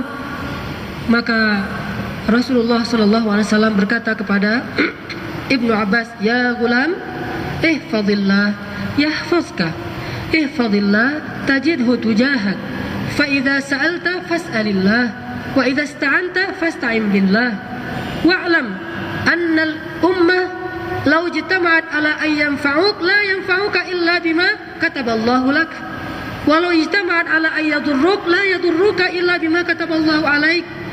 Ma asabaka falam yakun liyukhti'ak, wa ma akhta'aka falam yakun liyusibak. Rufi'atil aqlam wa jaffatis suhuf. Nasihat luar biasa dari Nabi kepada Abdullah. Ya Abdullah, wahai anak, jaga Allah, Allah jaga kamu. Jaga Allah, kamu dapati Allah selalu menolong kamu. Kalau kamu meminta, mintalah kepada Allah. Kalau kamu berlindung, berlindunglah kepada Allah. Ketahuilah jika manusia berkumpul untuk memberi kamu pertolongan, mereka tidak dapat menolong kamu kecuali dengan seizin Allah. Jika mereka berkumpul untuk memudarati kamu, menyakiti kamu, mereka tidak bisa menyakiti kamu kecuali dengan seizin Allah. Apa yang menimpamu tidak mungkin meleset darimu, dan apa yang Allah tetapkan meleset darimu tidak mungkin menimpamu. Sesungguhnya pena sudah diangkat, kertas sudah mengering. Ilmu akidah, maksudnya apa? Serahkan seutuhnya dirimu kepada Allah. Allah yang menentukan segala hal dalam kehidupan kamu. Kullu sya'n, segala sesuatu Allah yang mengurusnya. Maka seorang ibu yang akim tadi, ajuz akim, ibu yang sudah tua, yang sudah tidak mungkin punya anak, faham betul hakikat tawakal, sehingga beliau mengatakan ya Rahim, ya Rahim, senantiasa berkata demikian. Bagaimana dengan tawakal kita? Ada lagi kisah yang lain. Kisah mungkin dulu pernah saya ceritakan sekilas, kisahnya Julaibib. Masih ingat ya? Seorang sahabat pembantu Rasul yang miskin, yang tidak punya daya tarik secara fisik. Orangnya biasa-biasa banget. Gak bisa kita bilang jelek juga karena sahabat, gak enak nih. Saya gak berani bilang sahabat jelek. Biasa saja, tidak punya daya tarik. Bahkan ketika beliau ingin meminang seorang perempuan, tidak ada yang mau menjadi istrinya. Jangankan orang merdeka, budak saja tidak mau jadi istrinya Julaibib. Bisa kita bayangkan? Tidak menariknya, sampai budak pun tidak mau menjadi istrinya Julaibib. Dia datang, boleh saya jadi menantunya? Enggak. Dia datang, saya boleh jadi iparnya? Enggak. Semua orang enggak mau. Kenapa? Ya wallahu alam, yang jelas tidak ada daya tarik. Julaibib sedih mengingat nasibnya. Dia duduk di masjid, ya Allah, semua orang menolak saya. Dia sedih duduk di masjid, datanglah Nabi SAW menghampiri Julaibib. Ya Julaibib, ada apa? Ada apa? Ya Rasul, nggak ada yang mau jadi nggak ada yang mau menjadi mertua saya. Tidak ada yang mau menjadi ipar saya. Tidak ada yang mau menjadi istri saya. Tidak ada yang menerima saya ya Rasul. Tapi nggak apa-apalah ya Rasul. Kalau nggak ada di dunia, kira-kira saya nggak dapat nggak istri yang di surga? Husnuzon, nggak pernah putus asa. Kalau nggak dapat di dunia nggak apa-apa lah ya Rasul. Mungkin memang beginilah takdir saya. Tapi di surga dapat nggak ya Rasul? Rasulullah tersenyum, ya Julaibib. Bahkan kamu akan memiliki seorang istri yang cantik, perawan, salehah di dunia dan di surga. Masya Allah. Gimana ceritanya ya Rasul? Kan harus ada ceritanya nih. Gimana alasannya? Nabi Zakaria juga bertanya gitu kan? Gimana saya punya anak? Qala rabbi anna yakunu li ghulam. Maryam juga demikian. Qalat rabbi anna yakunu li ghulam. Gimana aku punya anak? Gimana ceritanya nih? Bukan gak percaya, tapi ceritanya gimana? Biar jelas gitu. Rasul, gimana kok saya bisa punya seorang istri di dunia dan akhirat, salehah, cantik, perawan pula? Kata Rasul, pergilah kepada kepala kaum fulan, bilang kepada dia bahwa Rasul ingin melamar anaknya untukmu. Datang dia, pede kan? Rasulullah yang utus nih. Assalamualaikum. Waalaikumsalam. Ya Julaibib, pembantu Rasulullah, tafadhal, masuk wahai Julaibib. Ada apa-apa yang bisa kami bantu? Menyambut datangnya pembantu Rasul. Saya membawa amanah dari Rasulullah. Oh, apa ya amanahnya? Rasulullah ingin melamar anak bapak. Wah, senang kan? Untuk saya. Nah, ini jadi masalah. Kalimat terakhir ini berat nih. Rasulullah ingin melamar anak bapak. Siapa yang tidak mau anaknya dilamar oleh Rasulullah? Semua orang ingin menyerahkan anaknya jadi istri Nabi. Bukan hanya karena Nabi, tetapi secara manusiawi pun orang yang melihat Nabi itu semua tertarik. Saking mulianya beliau. Ingin melamar anak bapak untuk saya. Ini kata kalimat terakhir ini berat banget nih. Wah, gimana nih? Mau ditolak gak enak sama Rasul. Nanti takut Rasulullah marah, gak ridho. Mau diterima, lebih gak enak lagi nih. Ya gimana caranya nih? Langsung pucat. Julaibib paham kedudukan dia, paham gimana sikap orang, udah paham. Diam aja. Akhirnya gini, Julaibib, boleh kami minta waktu untuk musyawarah dulu? Oh boleh. Masuk dia ke dalam musyawarah dengan istrinya. Mama udah tahu kan? Udah tahu, terus gimana nih? Gimana cara kita menolak baik-baik tanpa menyakiti perasaan Rasul?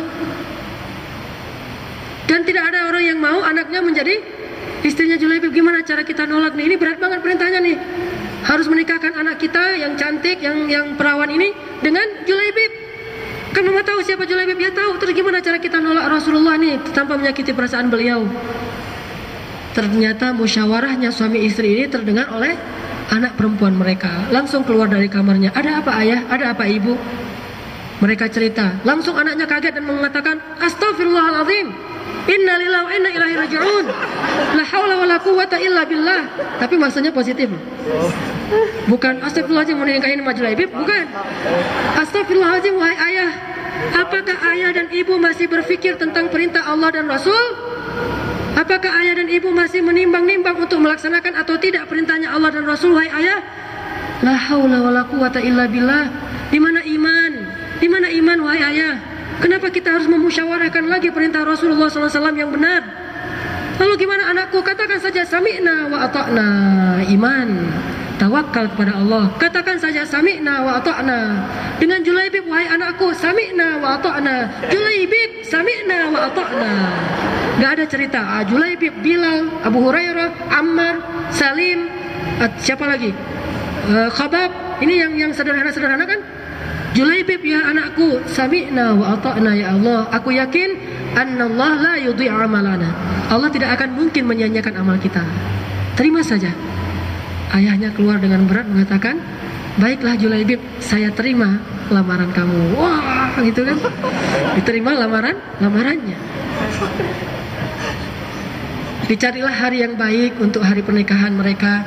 Pada hari hanya setelah persiapan segala macam, Julaibib menikah dengan istrinya ini, dengan perempuan yang cantik ini, yang soleha, yang perawan, anak kepala kaum, luar biasa.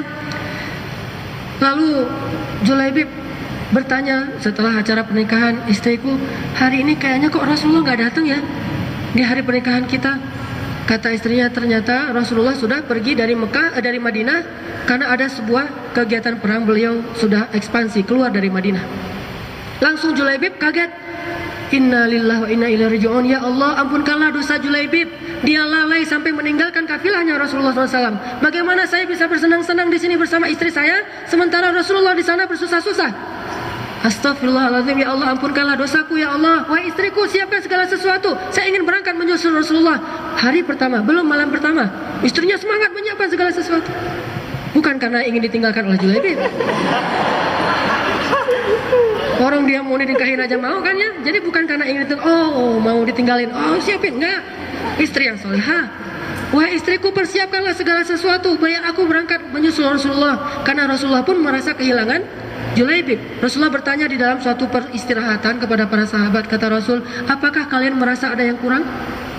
Sahabat heran, siapa yang kurang Rasul? Ada Abu Bakar, ada Umar, ada orang-orang sahabat yang keren-keren. Siapa yang kurang ya Rasul? Aku merasa kurang karena tidak hadirnya Julaibib. Ternyata firasatnya Rasul kebawa ke firasatnya Julaibib. Julaibib langsung disiapkan bekal oleh istrinya. Berangkat pada malam pertama dia menikah. Dan dia tidak sempat menikmati malam pertama. Berangkat dan tidak pulang lagi, syahid fisabilillah. Akhirnya inilah istri dia di dunia dan di surga. Siapa yang bisa melakukan ini kalau bukan orang yang beriman? Tawakal kepada Allahnya begitu tinggi, dan akhirnya Allah berikan kebaikan dunia dan akhirat. Diterima imannya oleh Allah, bahkan menjadi dua-duanya ahli surga. Dia menjadi istrinya di dunia dan di akhirat, berarti masuk surga dua-duanya tuh. Ini Julaibib dan istrinya. Masih ingat dengan cerita Abu Dahdah yang dia tukar 600 pohon kurmanya, kebun yang di dalamnya ada 600 pohon kurma, ada mata air, ada villa di dalamnya, dia tukar dengan satu batang pohon kurma saja gara-gara mengikuti perintah Rasulullah. Dia relakan 600 pohon kurma dengan berbagai macam kenikmatan di dalamnya. Lalu kata Rasulullah, aduhai, tidak ada lagi surga, tidak ada lagi kebun yang luas seperti luasnya kebun Abu Dahdah. Pulang dia ke kebunnya, ingin ngasih tahu berita gembira, dapat untung besar kepada istrinya. Istrinya lagi metik-metik buah kurma, anaknya lagi metik buah kurma. Kata Abu Dahdah, ya istriku, jangan lagi kalian petik, ini bukan lagi milik kita, sudah aku jual dan aku mendapatkan untung besar. Alhamdulillah, barakallah ya Aba Dahdah, rabahta ya Aba Dahdah, rabahta ya Aba Dahdah. Kamu sudah dapat untung besar, berapa kamu jual ya Aba Dahdah? Ya nggak apa-apa, ini balikin lagi, ini kita udah jual, untungnya besar, berapa ya Aba Dahdah? Untungnya adalah surga di sisi Allah Subhanahu wa taala. Apa kata istrinya? Itu baru namanya untung besar. Itu baru namanya untung besar. Ini iman. Enggak mengatakan kirain tadi berapa miliar gitu. Ternyata surga. Enggak. Itu baru rabahta ya Aba Dahdah. Barakallahu fiik, barakallahu fiik ya Aba Dahdah. Istri, anak Abu Dahdah min ahlil jannah, termasuk ahli surga. Tawakal, berserah diri kepada Allah, yakin kepada Allah, tidak ragu terhadap Allah sedikit pun. Ini modal untuk seseorang bisa menjadi tawakal. Masih ingat kisah istrinya Jabir bin Abdullah dalam peristiwa menggali parit Khandak? Ratusan para sahabat menggali parit Khandak dalam waktu hanya sekitar 16 hari saja. Ada yang mengatakan cuma 6 hari saja. Wallahu alam, sekitar 1 mingguan saja harus selesai menggali parit Khandak. Seberapa luas parit Khandak itu? Lebarnya sekitar 10 meter, dalamnya sekitar 15 meter, luasnya, panjangnya 1 sepertiga dari kota Madinah. Dan tanahnya bukan tanah Bandung, tanah Madinah. Tanah Bandung pakai tangan juga bisa digali. Tanah Madinah udah pakai skop segala macam susah karena batu. Mereka harus menyelesaikan itu dalam waktu yang hanya 1 mingguan saja. Ini kerja yang sangat berat. Kenapa? Musuh sudah berangkat dari Mekah. Tidak lama lagi sudah sampai. Jadi kalau gini belum selesai proyeknya, kita akan kalah. Mereka berusaha siang malam bekerja, tidak ada yang namanya istirahat. Siang malam bekerja, malam kerja juga, siang kerja, istirahat sebentar, kerja lagi. Sehingga orang-orang munafik tidak ada yang mau ikutan. Mereka tidak mau diuji dengan seperti ini. Rasulullah mengajak mereka. Ada yang saking lelahnya ngangkat batu kecil saja jatuh, ditimpa batu itu. Lalu dihibur oleh Rasulullah, ya sahabat, sesungguhnya batu itu dosamu. Oh, dosa saya, diangkat lagi tuh, semangat lagi. Dan Rasulullah menyampaikan, la isha illa ishal akhirah, Allahumma arham ansara wal muhajirah, la isha illa ishal akhirah. Dalam hadis Nabi mengatakan, semangat, semangat, tidak ada kehidupan yang lebih baik daripada akhirat, tidak ada kehidupan yang lebih baik daripada akhirat. Didendangkan rame-rame, ayo, ayo, ayo. La isha illa ishal akhirah. Kalau kerja gotong royong pakai lagu itu. Hadis sahih riwayat Muslim, la isha illa ishal akhirah. Tidak ada kehidupan yang lebih baik daripada kehidupan. Mereka bekerja giat. Seorang sahabat namanya Jabir bin Abdullah merasa kasihan dengan Rasulullah, capek banget kerjanya, habis-habisan. Dia datang pulang ke rumahnya, dia bilang ke istrinya, istriku, saya pengen mengundang Rasulullah makan di rumah kita. Ada apa ya di rumah?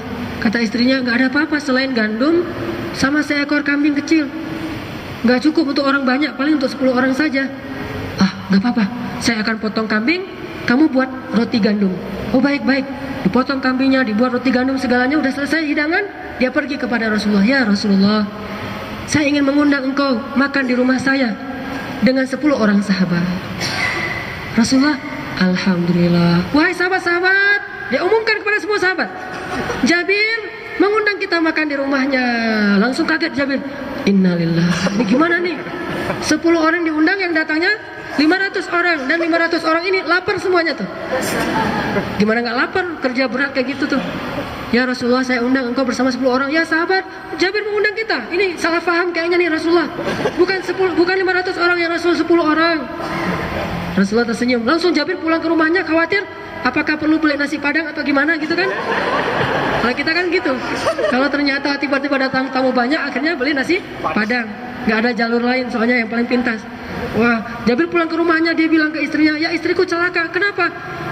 Yang akan datang makan bukan hanya 10 orang, tapi lebih dari 500 orang yang akan makan, dan mereka lapar semua itu. Kata istrinya, siapa yang mengundang mereka? Engkau atau Rasulullah? Kata Jabir, aku mengundang Rasulullah 10 orang, sementara Rasulullah yang mengundang mereka semuanya. Istrinya dengan tenang mengatakan, kalau Rasul yang mengundang, biarkan mereka datang. Berkah ya suamiku, berkah insya Allah, berkah insya Allah. Gak perlu kita ke warung Padang. Berkah insya Allah. Datang nih 500 orang lebih ke rumah Jabir. Rumahnya kecil, ya gak muat untuk semua orang. Akhirnya mereka makannya di luar. Kata Rasul, Jabir, tutuplah makanan itu dengan kain. Siapa yang mengambil tidak boleh membuka kainnya. Maka engkau gilirkan kepada mereka. Ambillah sesuka mereka agar mereka puas. Jabir menutup makanan dengan kain, lalu membagikan kepada para sahabat dengan wajah nih, gimana nih kalau habis gimana nih? Rasulullah dulu. Enggak, mereka dulu. Ya. Bawa. Jabir, ambil.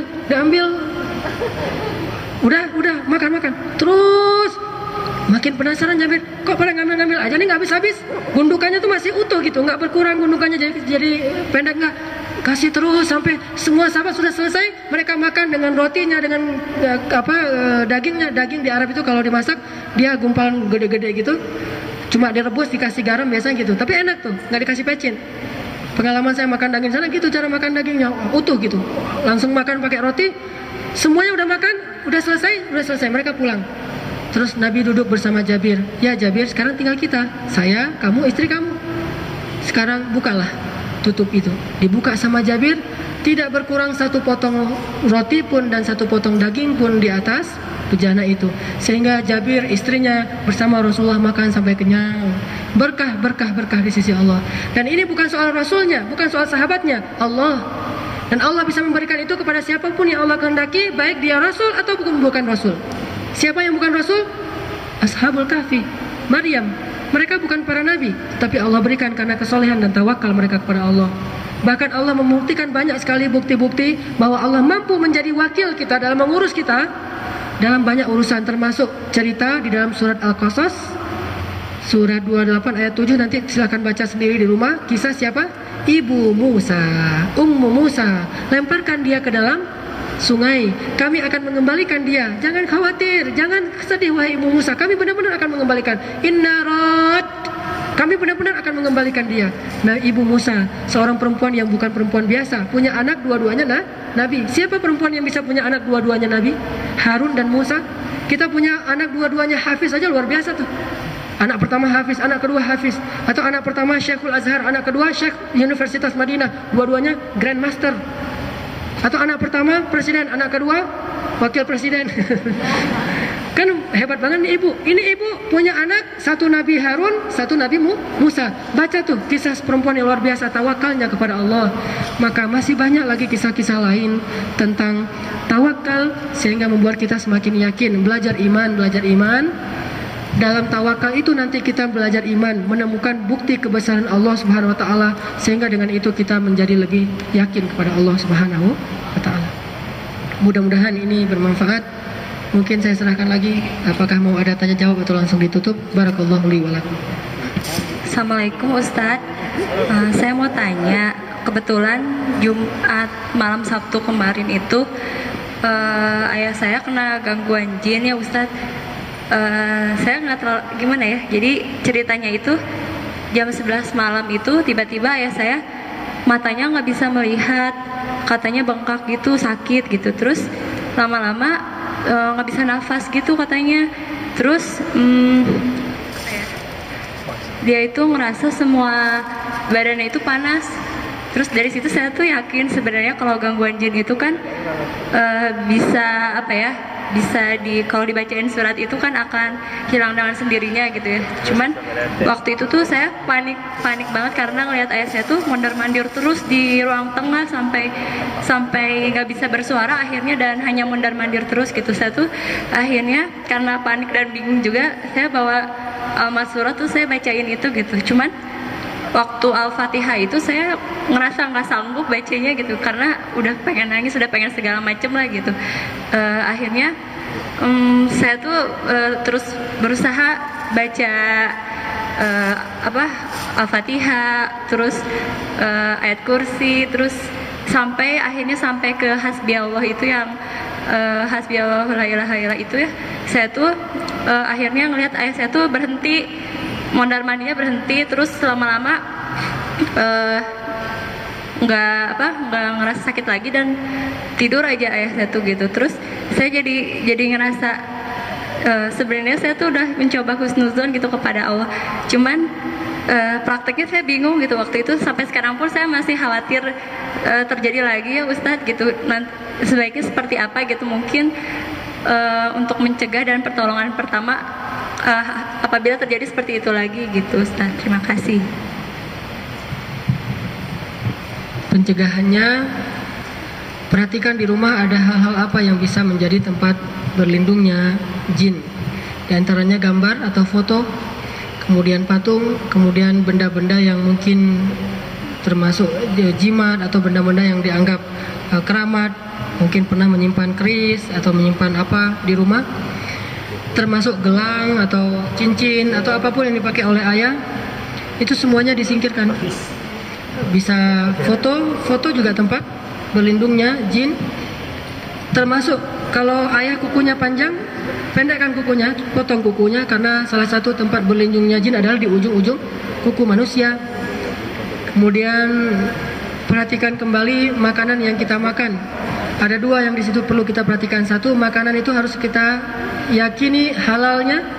Kedua, kalau sudah yakin halal, kita pastikan selalu membaca nama Allah setiap kali kita makan. Karena makanan yang haram akan dirasuki oleh syaitan. Mudah sekali untuk syaitan masuk ke dalam tubuh kita melalui makanan yang haram.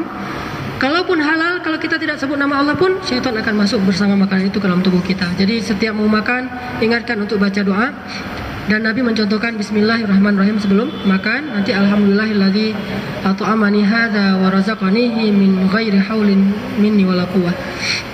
Itu yang perlu kita hindari. Adapun SOS-nya atau keadaan daruratnya, bacakan surat Al-Fatihah, surat Al-Baqarah, surat terakhir, 3 surat terakhir dengan keyakinan. Dan tentunya kita yang membacakan juga adalah orang-orang yang mencoba untuk memperbaiki diri, solih. Karena surat Al-Fatihah itu nama lainnya adalah Asy-Syafi, yang penyembuh atau menjadi penyembuh bagi berbagai macam penyakit. Kalau tidak berhasil, kalau udah saya baca Al-Fatihah nggak berhasil, banyak-banyak istighfar.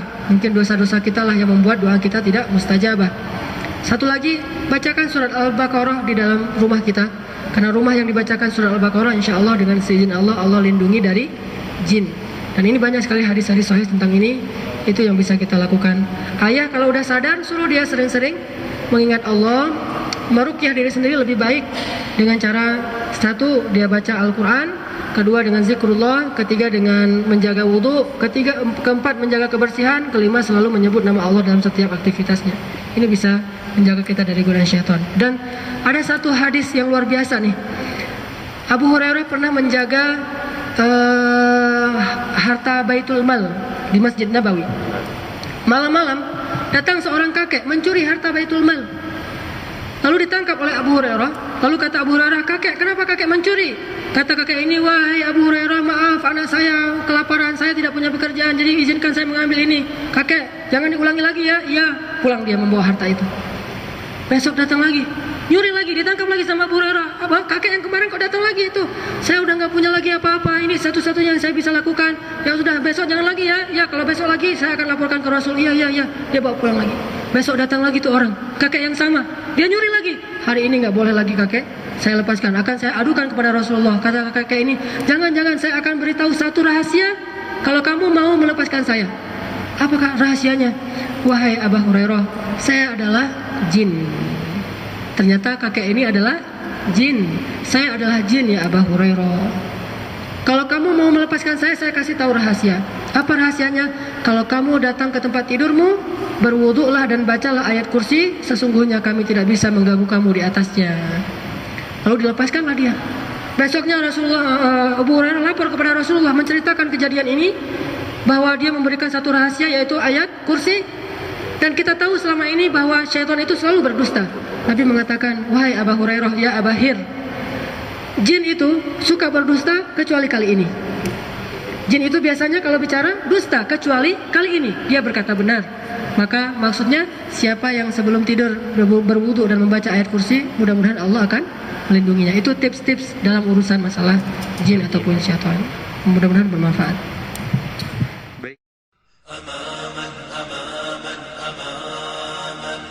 جنود الفداء أعدوا الشباب